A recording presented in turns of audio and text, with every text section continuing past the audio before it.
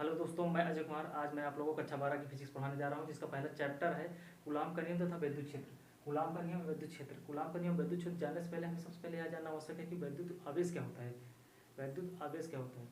वैद्युत जो आवेश होता है, जब तो पदार्थों को जो आपस में जब रगड़ा जाता है तो उनके मध्य क्या होता है, एक आवेश उत्पन्न हो जाता है। वे आवेश जो होते हैं छोटे पदार्थों को अपनी ओर आकर्षित करने का उनके अंदर क्या होता है, गुण उत्पन्न हो जाता है।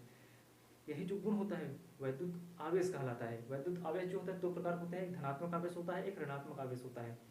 जो धनात्मक आवेश होते हैं और जो ऋणात्मक आवेश होते हैं, एक दूसरे को अपनी प्रति क्या करते हैं, आकर्षित करते हैं।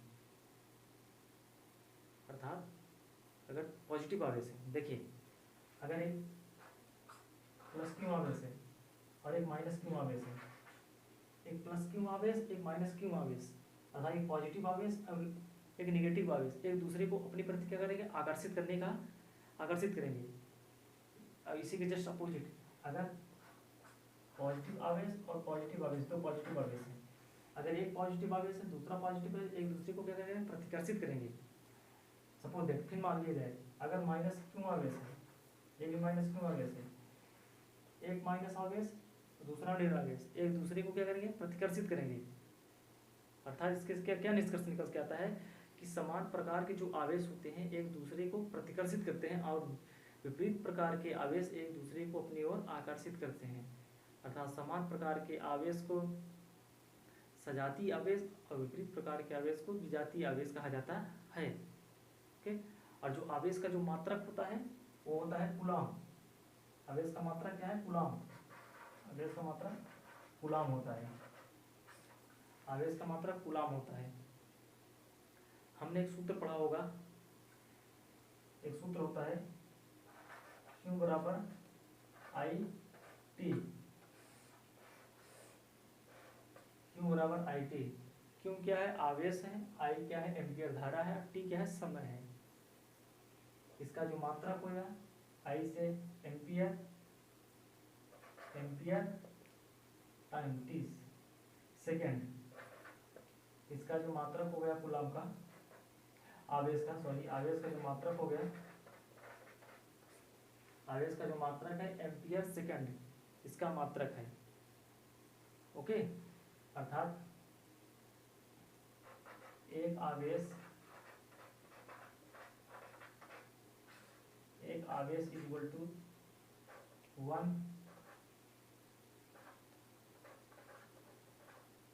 Ampere into second.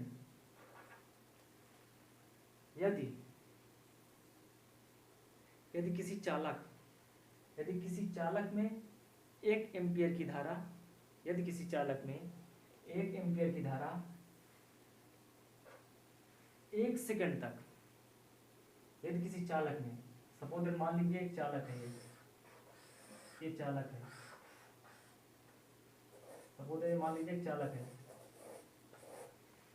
ये क्या है, चालक है हमारा है, इसके सिरों पर मान लीजिए 1 एम्पियर की धारा 1 सेकंड तक प्रवाहित की जाती है।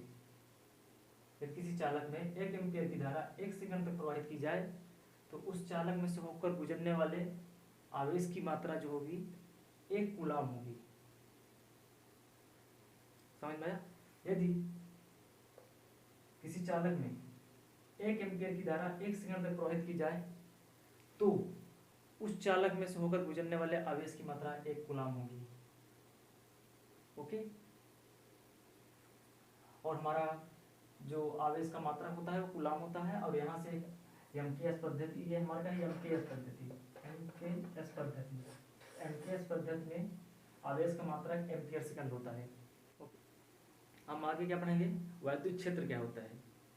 मतलब कूलाम का नियम पढ़ने से पहले हम जान लेना आवश्यक है कि वैद्युत क्षेत्र क्या होता है।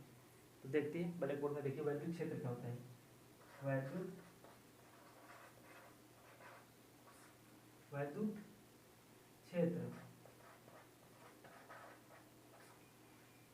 वैद्युत क्षेत्र क्या होता है।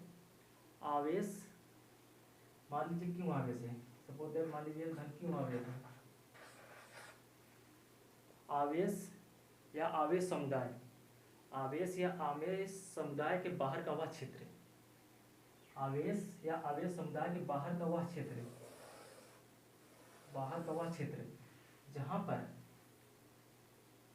आवेश या आवेश समुदाय के बाहर, मतलब आवेश आवेश के बाहर का वह क्षेत्र जहां पर कोई अन्य परीक्षण आवेश, मान लीजिए धन क्यों आवेश को यहाँ पे अगर लाया जाए, यहाँ पे धन क्यों आवेश को अगर हम प्लस क्यों आवेश के मध्य धीरे धीरे ले आते हैं, धीरे धीरे ले आए, तो ये क्या करेगा, ये इसे आकर्षित करने लगेगा या तो प्रतिकर्षित करने लगेगा। समझ में, आकर्षित करने लगेगा या तो प्रतिकर्षित करने लगेगा। अर्थात वह एरिया जहां से इसे यह आकर्षित करने लगता है, आकर्षित करने लगता है, वह एरिया वैद्युत क्षेत्र कहलाता है।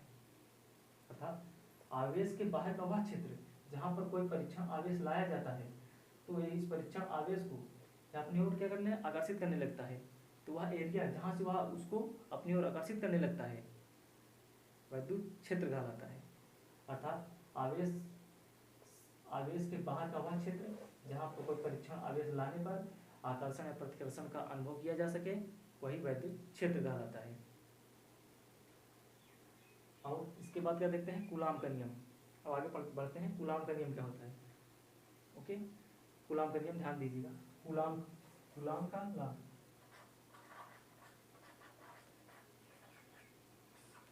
कूलाम का नियम, कूलाम का नियम। कूलाम एक वैज्ञानिक थे जिन्होंने एक आवेश पर एक नियम प्रतिपादित किया जिसे कूलाम सलाह बोला गया। कूलाम का नियम क्या होता है, मान लीजिए धन क्यों आवेश है एक, और दूसरा आवेश है, इसके बीच की जो डिस्टेंस है वो r है। कूलाम सलाह क्या कहता है, दो स्थिर बिंदु आवेशों के मध्य, कूलाम सलाह क्या है, दो स्थिर बिंदु आवेशों के मध्य लगने वाला आकर्षण या प्रतिकर्षण बल उन दोनों आवेशों की मात्राओं के गुणनफल के समानुपाती, F is proportional to, इसे मान लीजिए Q1 है, ये Q क्या है, Q2 है, Q1 into Q2। Okay, coulomb सलाह क्या है, दो स्थिर बिंदु आवेशों के मध्य लगने वाला आकर्षण या प्रतिकर्षण बल उन दोनों आवेशों के मात्राओं के गुणनफल के समानुपाती एवं उनके बीच की, इन दोनों आवेशों के बीच की दूरी के दूरी के वर्ग के व्युत्क्रमानुपाती होता है। अर्थात F is proportional to 1/r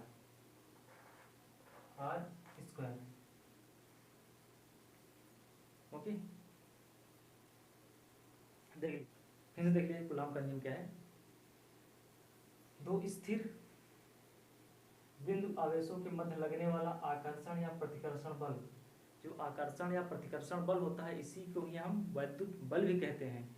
दो बिंदु आवेशों के मध्य लगने वाला आकर्षण या प्रतिकर्षण बल इन दोनों आवेशों के मात्राओं के गुणनफल के समानुपाती एवं इनके बीच के दूरी के वर्ग के व्युत्क्रमानुपाती होता है। अब आगे देखिए, ये समीकरण मान लीजिए क्वेश्चन 1 है, ये क्या है, क्वेश्चन 2 है।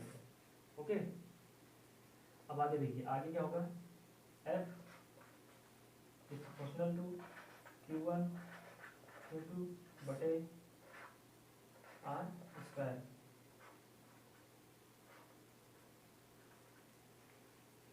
इस प्रोपोर्शनल को चिन्ह को जब हटाएंगे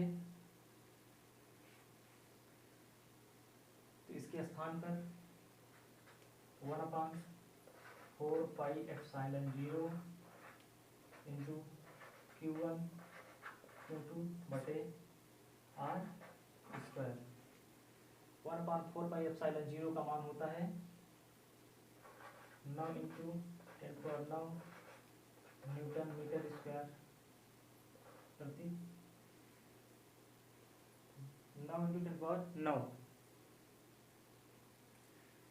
9 इंटू 10⁹ न्यूटन मीटर स्क्वायर प्रति कूलम मीटर स्क्वायर।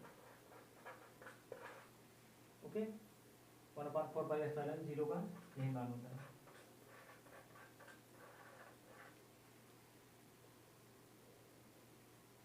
आशा करता हूँ कि हमें आपको यह चैप्टर समझ में आया होगा। कूलाम का नियम, वैद्युत क्षेत्र क्या होता है, आवेश क्या होता है, यह समझ में आया होगा। अगली वीडियो में हम इस चैप्टर से संबंधित आगे जानकारी आपको देंगे। तब तक के लिए धन्यवाद। और हमारे अगली वीडियो देखने के लिए आप हमारे चैनल को सब्सक्राइब कर लीजिए और साथ में ही बेल आइकन को दबा दीजिए, जिससे कि अगली वीडियो आप तक सबसे पहले पहुँचे। धन्यवाद।